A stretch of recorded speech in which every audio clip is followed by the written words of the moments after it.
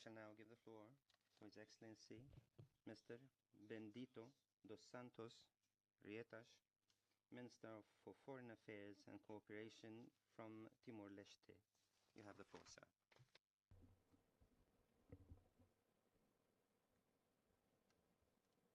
Mr. President, Excellencies, distinguished VIP delegates, on behalf of the government and the people of Timor-Leste, I extend our sincere appreciation to the State of Qatar and to UNODC for hosting this very important gathering that shapes our tomorrow's integrity.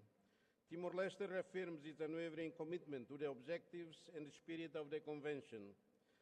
Over recent years, Timor-Leste has strengthened its legal and institutional framework.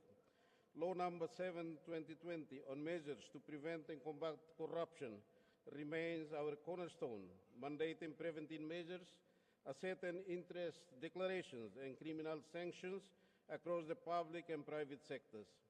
By mid-2024, more than 2,300 public officials had registered assets declarations reflecting gradual but tangible progress in transparency. In May 2025, Timor-Leste hosted its second cycle UNCAC review on Chapters 2 and Chapter 5, engaging 43 national institutions, civil society, and the private sector. This inclusive process produced a national report and informed the ongoing development of our national anti-corruption strategy, grounded in transparency, good governance, and shared accountability. Our national strategy is not yet finalized. Institutional overlaps persist, and further reforms are needed in public procurement digitalization, whistleblower protection, political financing, access to information, and beneficial ownership transparency. Laws on asset recovery and asset management are fundamental to Timor-Leste's legal and governance framework in strengthening the rule of law, protecting public resources, and combating corruption, money laundering, organized crime, and economic and financial offenses. By ensuring that illicit assets are identified, seized, managed, and returned for the benefit of the state and society, these laws deter crime, reinforce accountability, and support sustainable development while aligning Timor-Leste with the key international obligations under the United Nations Conventions Against Corruption and the United Nations Conventions Against Transnational Organized Crime and the Financial Action Task Force, and enhancing international cooperation, cross-border asset recovery.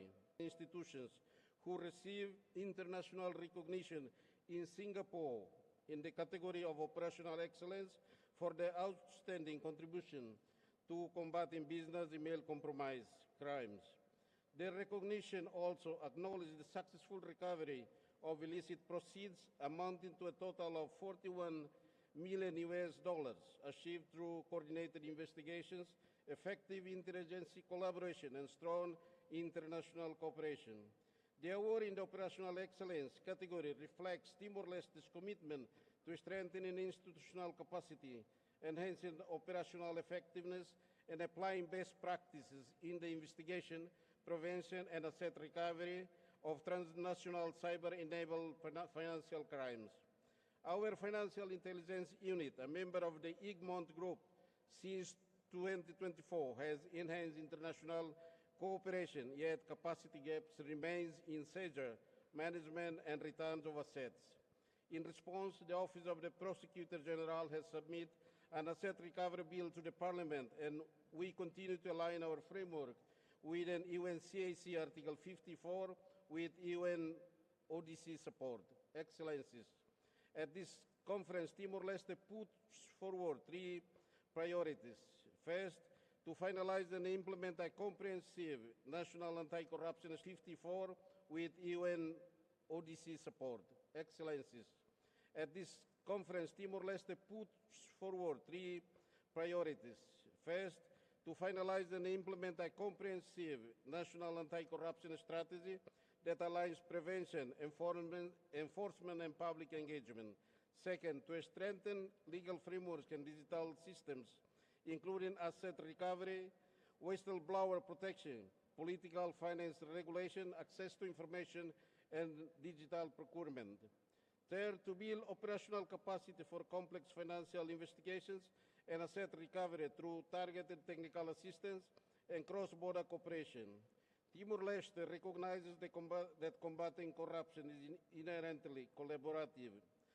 As a small and developing state, we depend on effective mutual legal assistance, information exchange, and sustained partnerships, including UN agencies, multilateral institutions, regional partners such as Community of Portuguese-speaking countries, and Association of Southeast Asian Nations, ASEAN.